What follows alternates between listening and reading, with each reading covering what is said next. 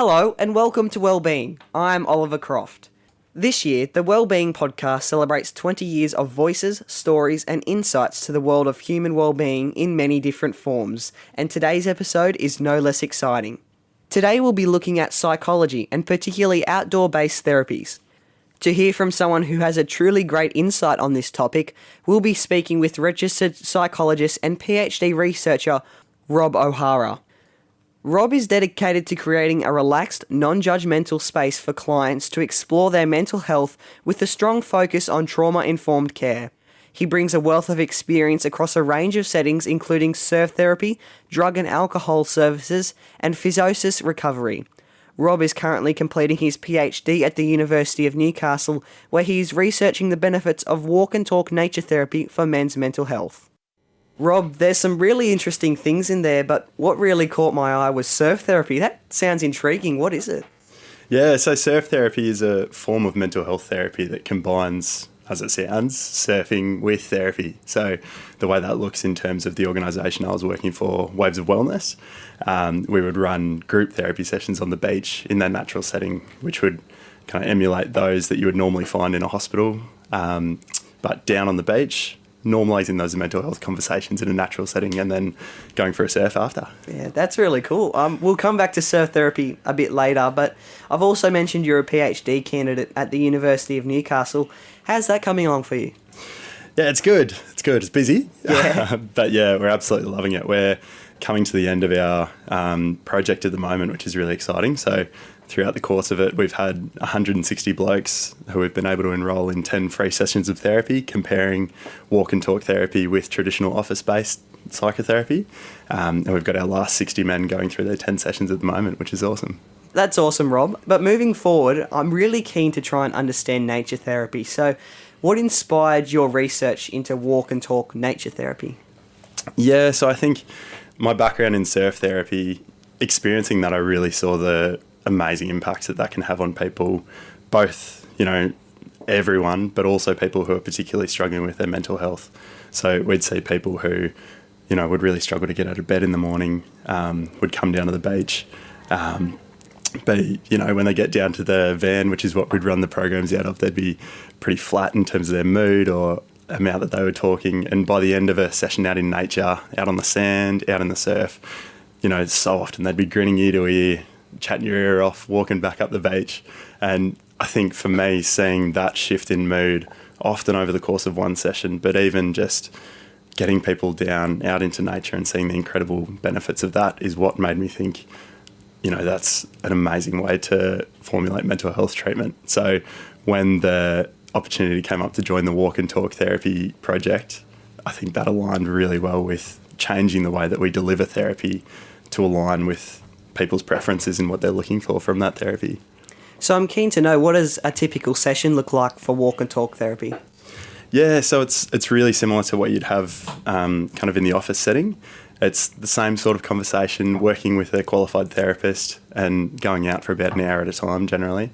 And often, the way we're doing our research is in a one-on-one format. So it involves walking alongside your therapist out in nature, going for a bushwalk and, having those really meaningful chats that you would have in the office in that different setting while walking. So it's a bit about that different setting. Totally, yeah. So it's about the different setting, getting people out into nature like we talked about. And there are so many benefits to that. Nature has incredible antidepressant qualities in itself. It's been shown to reduce levels of anxiety, increase levels of mindfulness and reduce stress in people who get out into nature even just by looking at it. And with that, research has shown that even by getting out and looking at nature, there can be incredible benefits in terms of increasing self-confidence, self-esteem, concentration levels, and like I said, increased mindfulness too. So aligned with that research now, so significant is the benefit of nature-based exposure that many researchers are now calling for governments to recommend a certain amount of nature exposure each week, like 120 minutes for people to support their well-being, much like we already have for exercise-based recommendations, which is really interesting just to see how powerful it is for our well-being and our mental health. Yeah, it sounds very interesting, but what are some of the most surprising things you've discovered so far in your PhD research?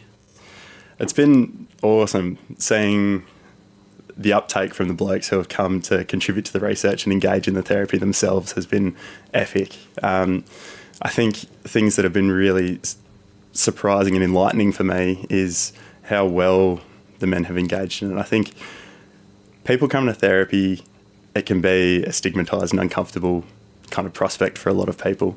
But I think once people get into it, really often, sometimes those experiences don't align with what they're looking for, but really often it can be life-changing for people. So both across the office and the nature-based setting, we've found really great outcomes in terms of blokes' engagement and blokes benefiting from that.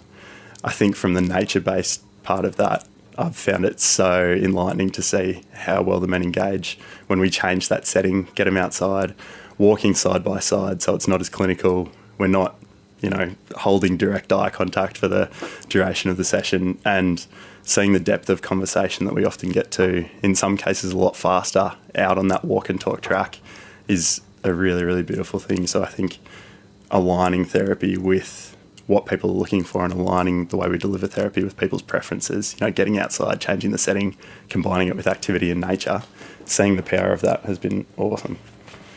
Rob, do you think there are some certain natural environments that work better for therapy than others, do you think? I think, there's so much research across different settings. So, there's research into blue space, which is water-based areas like the ocean or rivers or whatever that might look like. And then green space, which is kind of forest-based. And I think that nature exposure of any kind is really powerful for people. It comes down to personal preference.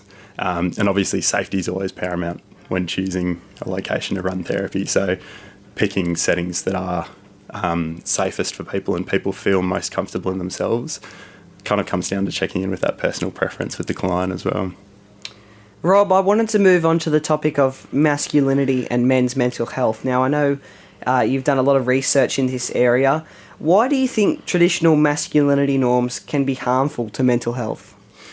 Yeah, it's a massive question that people around Australia and around the world, really prominent researchers are looking at the moment. And I think I like to view it not as, the masculinity attitudes are harmful to mental health, but the way we understand them as being really, really important. So I like to say that so many masculine attitudes are actually really beautiful and really powerful and really wonderful in that space. So the really common ones that come to mind, I guess, are the stoicism and the self-reliance and the perceptions of strength in ourselves as men. They're incredible qualities. And I think the way we view those, though, is really important. So what really often happens for blokes is, kind of speaking anecdotally, but across the lifespan, let's say late childhood, early adolescence, there's kind of a flip in what's expected of men. And that flip entails, you're not allowed to cry anymore, you're not allowed to show any more emotion. You have to live up to these attitudes of stoicism, strength and self-reliance. But I think there's not a clear roadmap in what that looks like for boys and young men at that time or throughout life. So quite often that stoicism, strength and self-reliance is interpreted as, I need to shut off my emotions, I can't talk about this, I can't be vulnerable, and I need to almost be a brick wall in some instances. And that can be really challenging because that cuts people off from accessing help or connecting with others on that deeper emotional level, and also learning how to manage that distress in really healthy ways. So for an example, stoicism, if we look at the kind of philosophical underpinnings of that, the three key principles are the only things we have control over are our character, our actions and our reactions. And the principle behind stoicism is saying, let's focus on those and not let the other things affect our tranquility. And really often that's interpreted as, I can't let anything affect me. I can't show any emotion and I can't show any weakness in inverted commas. But I think when we think about it that way, going to therapy or accessing psychological support or talking to your mates on that, or family or whatever it is on that deeper emotional level, is exactly that. It's learning how to get that control over your emotions, over your sense of self and how we engage in that. So when we think about it that way, therapy and accessing therapy is one of the most stoic things that you can do. So I think that there are kind of two parts to that. Firstly, it's changing the way that we view those masculine attitudes, and changing that view to being really empowering and really supportive. And then also there's an element that falls on the therapy and therapist itself and the way we deliver that. I think so often men are expected to fit into the way that we deliver therapy rather than us delivering therapy in a way that fits with men and their attitudes. So that can bring with it a reluctance to access therapy for men, or feelings of uncomfortability when they're sitting there in a clinical setting. So I think engaging men really looks like changing the way that we deliver therapy. For example, walk and talk, or getting out in nature, or pairing it with activity that can make men feel more comfortable and aligning therapy with these masculine attitudes. So as a psychologist, would you say that you challenge some of those norms? And if you do, how do you do it in a respectful way? Yeah, that's a really, really good question. In terms of challenging the norms, I think a word that I'd like to use is understand the norms, or understand the attitudes. I think really often we speak about masculine attitudes on a broad scale, thinking that all men fit into these certain groups, or fit under or hold these attitudes themselves. But it's really important to recognise that masculinity looks different for every man. Every man's an individual. Every man holds their own ideas of what it means to be masculine, or what these attitudes look like for them. So my answer to that is understanding it. When you're there with a man and you're learning about their background or what makes them them, that's a really important part, to not go in to directly challenge these attitudes, which so often can be so empowering and beautiful, but actually just understanding what it means for them, where those attitudes have come from, and how that impacts the way that they engage with life and themselves. And it's through that we can come to collaboratively understand that together between therapist and client, and really empower the client to look at what's working for them, what might not be, and if there's anything they'd like to change. That was really well said, Rob.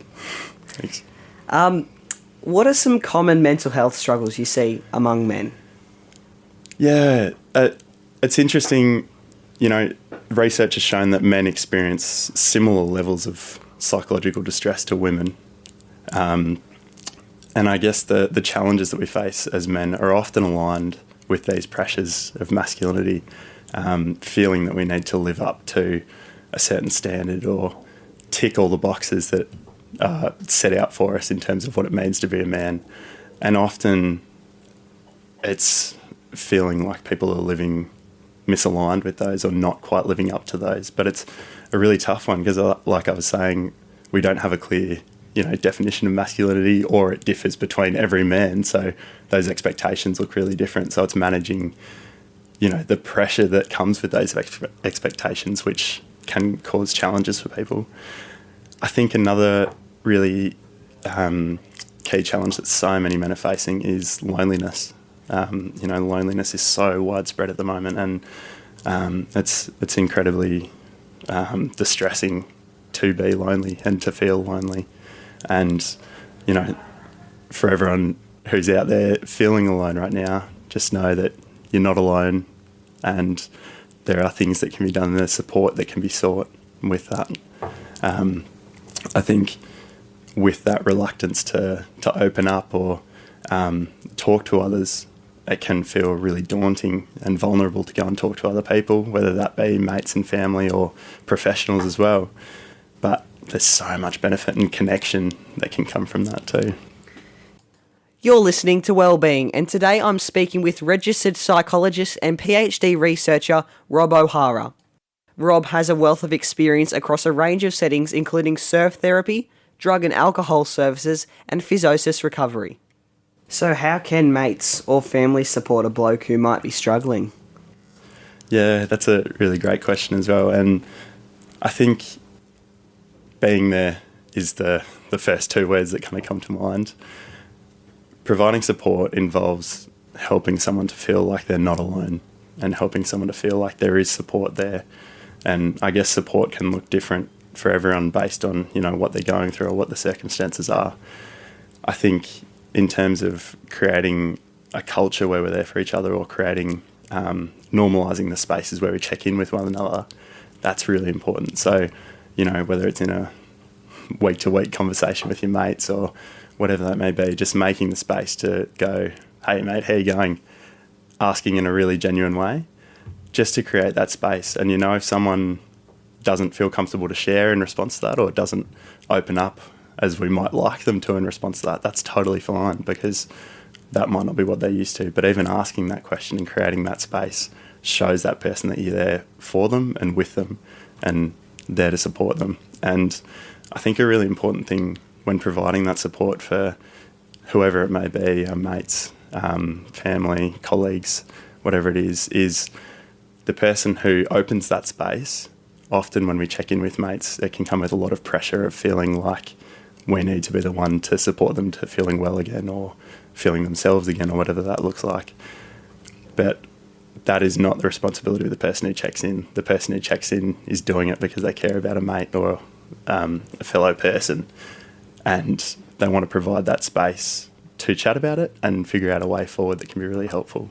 So letting go of that pressure to say the right thing, that pressure to, be the one to flip them back to whatever it is that they may normally work as. That's really, really important. And the key there, like I said, is just providing that space and showing them that you're there for them. Absolutely. So what advice would you give to young men who feel pressured to tough it out? Yeah, I think firstly it's important to recognise that it's a really common feeling. It's really, really common, like we were talking about with those attitudes before, or, the way talking about mental health has been modelled to us or shown to us throughout our lives. It can be a really normal thing to feel uncomfortable talking about that stuff, or feeling like we have to tough it out alone.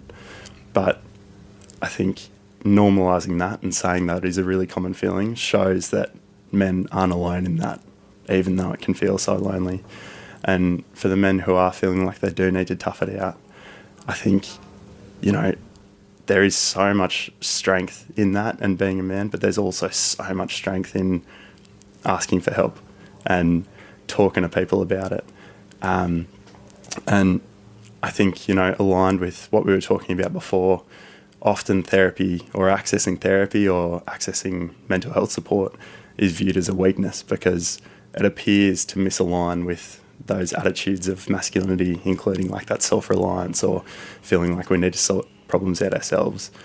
But actually, instead of that, we can view therapy as a tool in our toolkit.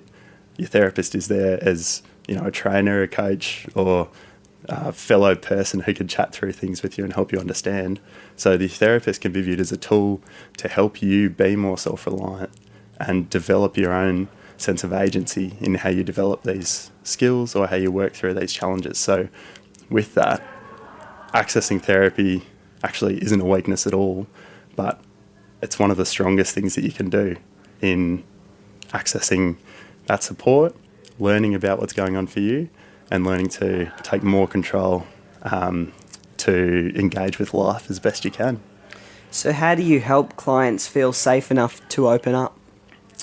Yeah, it's really important when clients come through the door to, make them feel comfortable. Research has shown that 60 to 80% of client outcomes is based on the relationship with the therapist, often over and above the actual intervention that's delivered. So connecting with people on a really human level, trying to take the clinical element out of it sometimes, particularly when working with blokes. And also accepting that where they're at in terms of their comfortability to talk about mental health or comfortability to engage in therapy is totally fine. So it's taking it at a different pace for all people based on that comfortability. There's no rush in terms of getting into the more sensitive conversations or the more emotionally driven conversations.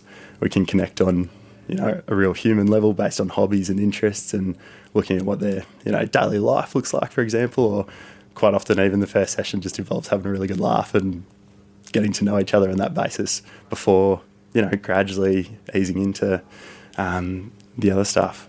And there's a quote that I really love from Bonnie Ware that I heard on the Imperfects podcast a couple of weeks ago, and she said, people often don't know how to speak or share until they feel they are truly heard. So with that, throughout life, if we haven't had the experience of speaking about emotions or speaking in this really vulnerable way, it can be really hard, and it's a new experience. It can be really daunting. So meeting people where they're at, taking the time to allow them to feel comfortable and build that comfortability and trust together is a really, really important part of that.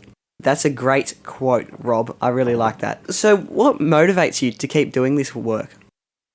Yeah, I think it's a real privilege to do it, you know, getting to connect with people on such a deep level, learn about their experiences, and often, you know, work as a team with people collaboratively to help them improve their circumstances and their lives is, an absolute privilege. And, you know, I always feel so honoured when people do open up, or, you know, you do develop that connection with someone on a working basis where you get, they do share their deeper feelings, or, you know, the deeper meanings behind the things that are going on in their lives for them.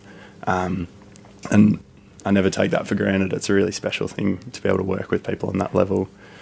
In terms of the research and the PhD project that we're doing at the moment, I think that as the world first comparison of walk and talk therapy with traditional office-based therapy, it's a really, really exciting prospect to keep going with that and see where it takes us in terms of, like I was saying at the start of the podcast, the way that we deliver therapy moving forward, the widespread implications of how we change therapy to fit with the needs of particular groups of people. You know, we're talking about men, but it fits for so many people who might not quite fit with the traditional office-based setting, who are looking for something a little bit different, but still want to access support and still engage in these therapeutic conversations.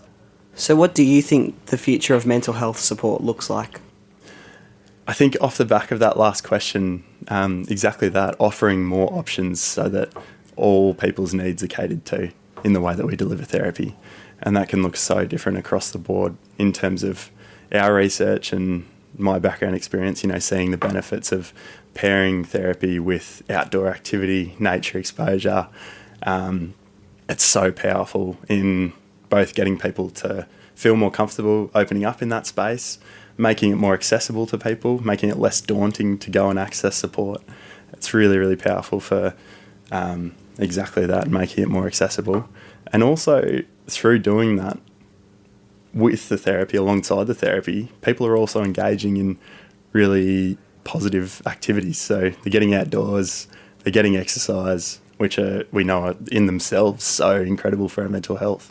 So pairing those two things together is awesome. And I think, you know, in terms of the future of mental health, I think continuing with the way we're going is awesome because, like we said, therapy in the room and therapy is so beneficial for people, but offering more options for that support and increasing community engagement off the back of that support too, helping people connect with whether it's local organisations or local initiatives or activities that are going on where they can engage in activity. So an idea that might come to mind is further, you know, social prescription, they call it, into community events such as like your park run, where you're going to meet a bunch of people and you're engaging in a really nice activity for the morning that makes you feel good. And, you know, that can also include like walking groups for blokes in the local community, getting people together, getting them talking, getting them sharing whilst getting outside. So I think the way that mental health support looks is a really holistic understanding of how we support people to really meaningfully engage with their mental health and engage with their positive interactions with their lifestyle and local community as well. Rob, thanks for joining me today on Wellbeing. That was really well done. Awesome. Thanks so much for having me. I've been speaking to registered psychologist and PhD researcher Rob O'Hara. Rob has a wealth of experience across a range of settings, including surf therapy, drug and alcohol services, and psychosis recovery. I'm Oliver Croft. Thank you for listening, and all of us here at Wellbeing wish you well.